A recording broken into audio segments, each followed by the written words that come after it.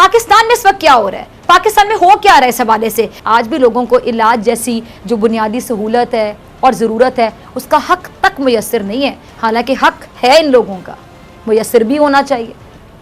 हमारे माशरे में आज भी कई बच्चे भूख से, प्यास से, गुर्बत से मर जाते हैं, ग़िज़ाई किल्लत से मर जाते हैं। और ग़िज़ाई किल्लत हमारे यहाँ एक बीमारी से कम नहीं, आप लोग अग्री करेंगे, प्रॉपर एक बीमारी है हमारे यहाँ ग़िज़ाई किल्लत। आम दिनों में यहाँ लोग फाकों से तंग आकर खुदकुशी कर रहे होते हैं। सोचिए जब कोई खुदकुशी करने पे चला जाए, फाकों से मजबूर होके, माओं ने खुदकुशियाँ की अपने बच्चों को मार के, ऐसी चीज़ें ऑन रिकॉर्ड हैं, तो सोचिए क्या हालत होगी उस माँ की जब उसने वो फैसला किया होगा। दुनिया में कोरोना वायरस के शिकार ताहाल जारी हैं। अमेरिका की अगर मैं बात करूं तो अमेरिका में कोरोना वायरस के मरीजों की जो तादाद है वो आपको बता दूं कि 10,67,382 हो चुकी है। बिल्कुल आपने सही सुना, और 60,000 से ज़ायद अफराद जान की बाजी हार चुके हैं। स्पेन में अगर मैं बात करूं तो ये तादाद 2 लाख से तजावुज़ कर चुकी है, जबकि मरने वालों की तादाद 24,000 से ज़ायद हो चुकी है। इटली में 2 लाख से ज़ायद मरीज़ मौजूद हैं इस वक्त, जबकि वहाँ कोई नया केस अलबत्ता रिपोर्ट नहीं हुआ है। अगर मैं फ्रांस की बात करूं तो फ्रांस में कोरोना के मरीजों की तादाद 1.5 लाख से ज़्यादा हो चुकी है, और 24,000 से ज़ायद ज़िंदगियों के चिराग कोरोना की आंधी ने गुल कर दिए। लेकिन फ्रांस में भी अब तक कोई नया केस रिपोर्ट नहीं हुआ है। अगर मैं बरतानिया की बात करूं तो वहाँ पे 26,000 अमवात, 1,65,000 मरीज़, कोई नया केस अलबत्ता देखने में नहीं आया है। ईरान में 90,000 से ज़ायद मरीज़ और 900 से ज़ायद नए शिकार और 6,000 से ज़ायद अमवात हुई हैं। ईरान हमारा पड़ोसी मुल्क है, और बावजूद इसके कि ईरान के मुआशी हालात बहुत ख़राब हैं, उसे सख्त तरीन पाबंदियों का सामना भी है। ईरान में कोरोना का ख़तरा भी मौजूद है, लेकिन ईरानी हुकूमत ने अपने मुल्क में कारोबारी सरगर्मियों का आगाज़ करने की मंजूरी भी दे दी है। अब ऐसे मकामात जहां बड़े पैमाने पर कोरोना फैलने का खदशा हो, जैसे कि स्कूल, शादी हॉल वगैरह वगैरह, ये गैर मुअय्यना मुद्दत तक के लिए बंद रहेंगे। इसके अलावा जो दीगर छोटे कारोबार खोलने की उन्होंने इजाज़त दे दी है। अगर मैं मिस्र की बात करूं तो मिस्र में भी बड़े इज्तिमात ममनू हैं, मगर क्योंकि मिस्र की हुकूमत को ख़तरा है कि कोरोना को रोकने के डर से भूख से लोग ना मरने लग जाएं, मिस्र की हुकूमत ने भी महदूद पैमाने पर कारोबार खोलने की इजाज़त दे दी है। अब सवाल क्या है? सवाल ये नाज़रीन कि जब इन दोनों ममालिक को मालूम है कि कोरोना का ख़तरा मौजूद है, लेकिन इसके बावजूद वो क्यों लॉकडाउन में नरमी की तरफ जा रहे हैं? वजह एक है, वो है मजदूर। अब ज़रा गौर से सुनिएगा, मजदूर वो तबका है जो इस मुल्क का सबसे गरीब तबका है। हमारे मुल्क में भी ये तबका मौजूद है, जिसे कोरोना की वजह से सबसे ज़्यादा मुश्किलात का सामना करना पड़ा। हमारे मुल्क में ये दिहाड़ीदार तबका हर आफत, हर मुसीबत और हर बीमारी में सबसे ज़्यादा मुतासिर होता है। आप मेरी बात से अग्री करेंगे। और बदकिस्मती कह लें, यकीनन बदकिस्मती ये है कि इस तबके का कोई वरसाने हाल नहीं है।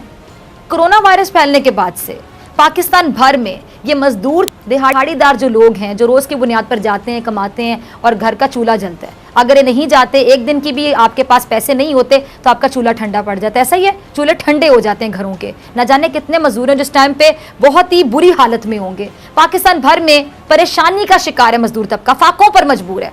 सड़कों पर बैठे ये मजदूर किसी मुआवजे का इंतजार कर रहे हैं, किसी मुआवजे के इंतजार में बैठे हैं कि कब उनकी रोजी रोटी का कोई बंदोबस्त होगा। विफाक और सूबाई हुकूमतों ने ऐलानात तो बहुत किए और बेशक कई जगहों पर अमल भी किया होगा, इमदाद भी गई होगी, राशन भी तकसीम किया गया और पैसे भी तकसीम हुए, लेकिन जो हमारे मुल्क में जमहूरियत का तसलसल रहा है, उस जमहूरियत में जमहूर को बहुत कम देखा गया है, बहुत कम सुना गया है।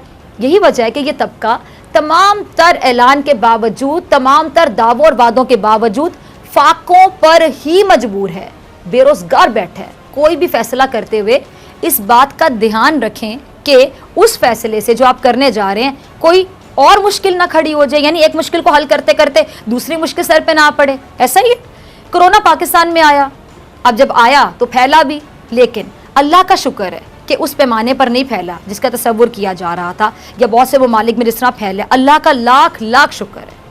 बेशक इससे एहतियात बहुत ज़रूरी है और ऐसे फैसले भी करना लाजमी है जिनके बायस कोरोना के फैलाव को रोका जा सके, लेकिन भूख से बड़ा कोई मसला नहीं होता।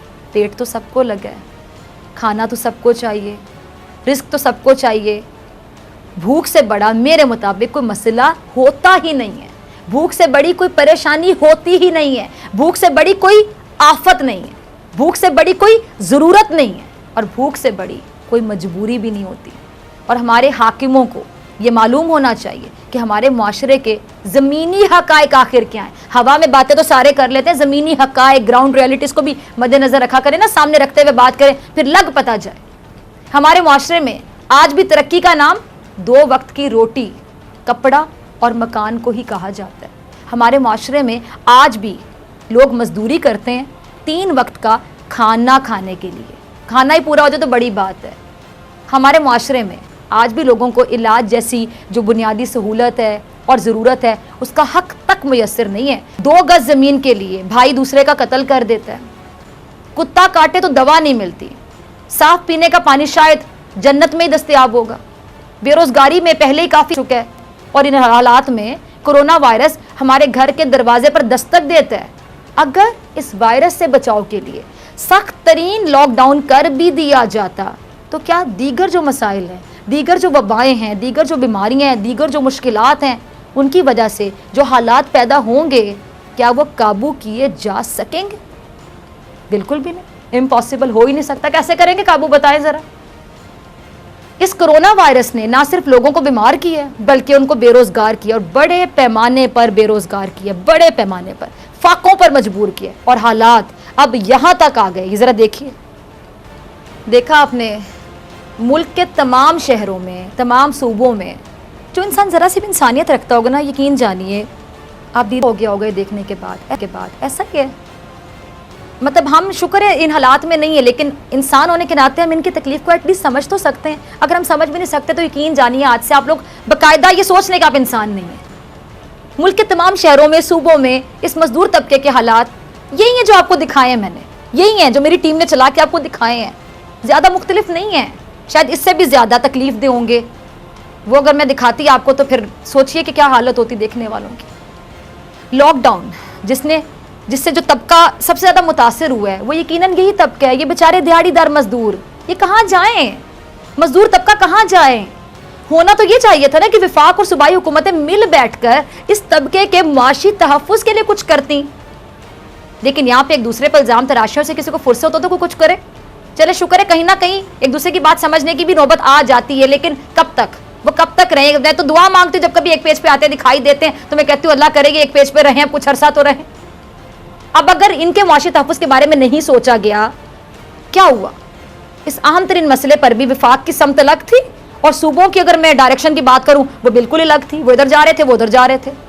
सिंध में शुरू में सख्त तरीन लॉकडाउन कर दिया गया, आपको पता है। विफाक ने एतराज़ किया लेकिन सिंध हुकूमत ने बात नहीं मानी। सिंध हुकूमत तो आज भी लॉकडाउन में नरमी की हिमायत करती दिखाई नहीं दे रही, लेकिन क्योंकि हमारे स्टेक होल्डर्स एक पेज पर नहीं थे, जिसका नुकसान किसी MNA MPA वज़ीर आला को इतना नुकसान ना हुआ, अगर हुआ तो सबसे ज़्यादा इस बेचारे गरीब तबके को हुआ, मजदूर तबके को, दिहाड़ीदार तबके को हुआ। किसी ने फाकों से तंग आकर खुद को आग लगा ली, किसी ने भूख से सताए हुए बच्चों को फांसी दे दी।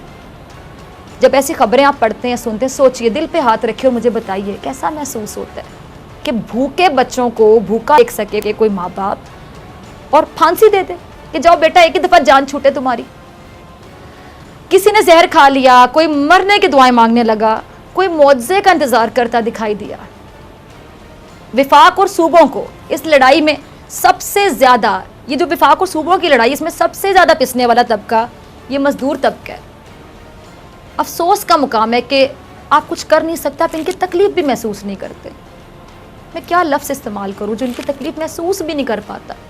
यही तबके, और आज भी जब हर मुल्क अपने वसाइल को देखते हुए कोरोना जैसे खतरे से निमटने के लिए, अपने अवाम को रिलीफ देने के लिए, अपने लोगों को बचाने के लिए इकदाम तो करने हैं, जाहिर बात है, एहतियात भी करनी है। अब क्या किया जा सकता है? एक वबा है, पूरी एक आलमी वबा है जिसने पूरी दुनिया को लपेट में लिया हुआ है, लेकिन उसके लिए कोई आपने हिकमत अमली तश्कील देनी है।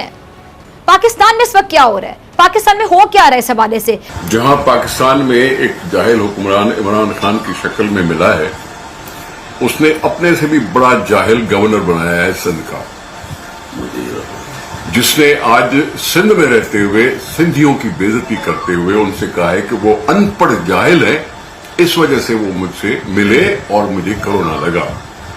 मैं डिमांड ये करता हूं कि ये तसुबी गवर्नर माफी मांगे सिंधियों से। सिंध का खाता है, सिंध में पलता है और सिंधियों के बारे में ये बात कर रहा है। इससे कोई गिरी हुई बात हो नहीं सकती। निसार खोड़ो साहब की गुफ्तगू आपने भी सुनी।